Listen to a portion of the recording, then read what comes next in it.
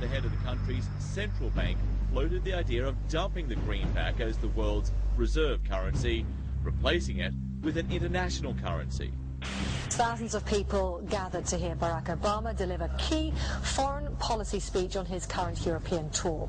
His vision for America's place in a new world order. Returning vets could be a risk to our nation. We've got to give them a stake in creating the kind of world order that I think all of us would like to see. And one of the ways it will drive the change is through global governance. I think a new world order is emerging. This is a hoax and a scam which is designed to transfer wealth and power from the private sector to the government sector and from the government of the United States to a world government. And those people who have been yelling, oh, the UN's going to take over global conspiracy theorists. They've been crazy, but now they're right. And who got the money? Hundreds and hundreds of banks. Any bank or that has access to the U.S. Federal Reserve's discount. Tell us who they are. No. You know, financial terrorism. They have the ability to tweak the knob. I am proposing that the Federal Reserve be granted new authority. The ultimate goal of the carbon tax and the cap and trade is to destroy production. This energy tax is the largest tax increase in American history. We're actually creating a global warming police. So number one, they can come in, the federal government can come in, inspect your house, and send you the bill. We're setting up a global warming Gestapo. And one of the things that if you talk to our generals, they are desperate for is a civilian counterpart to our military forces. I am fierce. And this is what I wear. Senator Barack Obama's presidential campaign is asking Missouri law enforcement to target anyone who lies or runs a misleading television ad. I've now been in 57 states. I think one left to go. The president, when he was in Europe last week, he met with the king of Saudi Arabia. He appeared to bow. President Obama today proposed something new, something called prolonged detention. Pre-crime is where people are arrested and incarcerated to prevent crimes that they have not yet committed.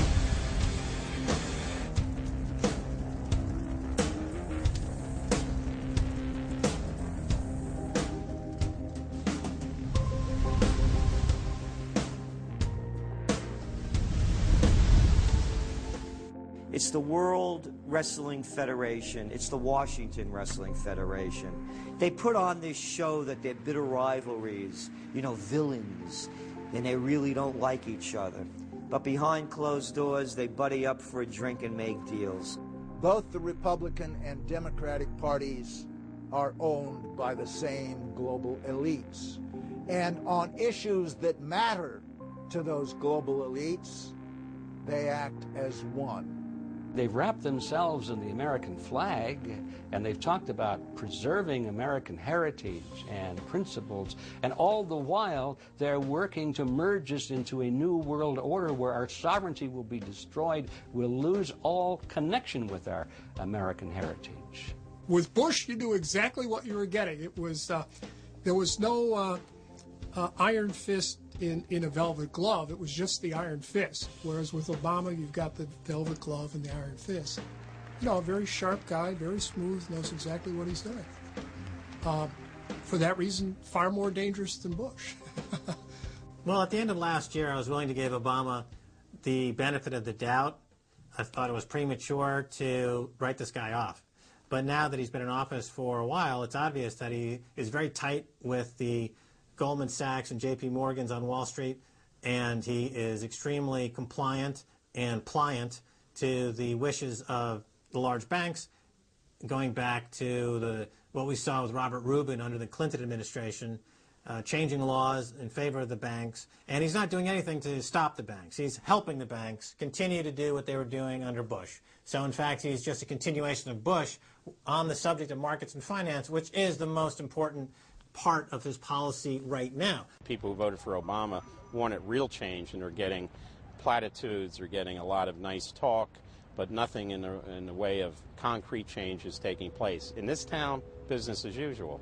There's one puppet master that controls the left, and there's the same puppet master controls the right. They control the Republican Party, and they control the Democratic Party. This is not a party issue. This is not a left-right issue. The question is, who should government serve? And it should serve the people. In fact, government is just a tool of the dominant minority that uses economics and government law to enforce upon the public various mandates. The right-left paradigm in the U.S. and in U.S. politics is taken directly from the commercial world and the corporate world. In the business world, you have Coke, Pepsi. You have McDonald's, Burger King. You've got AT&T and Verizon. You've got duopolies. And a duopoly gives the illusion of there being some competition and some choice. And it looks a little bit better than a monopoly. So, for example, in communist Russia, if they had communist Russia red and communist Russia chartreuse, there would have been the illusion of choice and something akin to democracy in Russia. But they simply said, forget it, we're just going to go with red.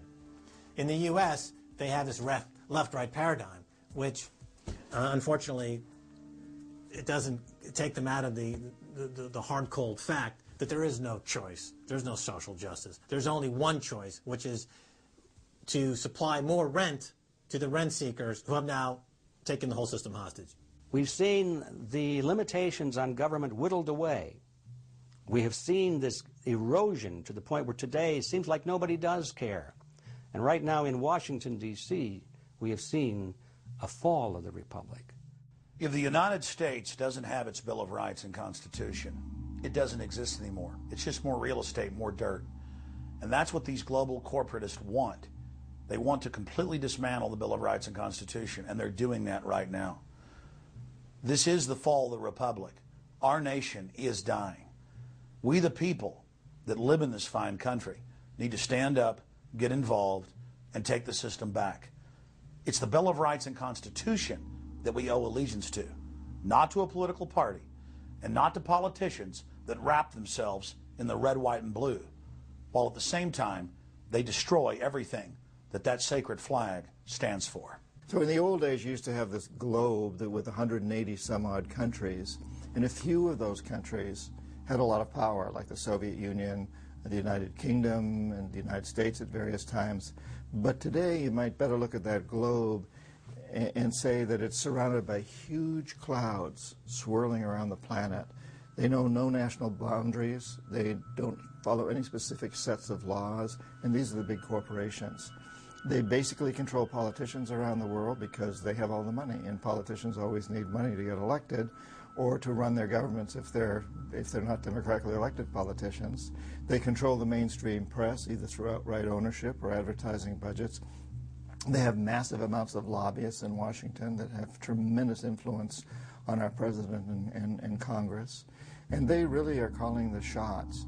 They form partnerships with the Chinese and the Taiwanese and the Tibetans, or with the Israelis and Arab nations, with Brazilians and Indians, with whatever country and whatever group of people has resources that they covet. And so for the first time in history, we really have this new form of an empire. Barack Obama is a puppet of the New World Order to bring in a World Bank, to destroy the economy of this country, and to bring in global governance. And no matter how likable the fellow is, we as citizens of this country need to stand up and say no. We have to stand up to preserve a republic here and a rule of law, which is under dire threat. We don't want to live under a world government of the corporations, by the corporations, and for the corporations. I don't want to believe it, and that's probably what holds me back on it, but I'm certainly seeing enough indication that it could be true. Absolutely, because they're always talking about Mexico and the United States and Canada ending up like Europe. And there's things done politically that seem to take us in that direction. And so I think it's incumbent upon all of us as American citizens to pay attention. This move to world government is not about roses and happiness and peace and a better life. It's about enslavement. They said in their own writings, from the earliest times to the present, the world they're bringing in is to be a world where everyone who is born, or would be allowed to be born, would be born to serve the state.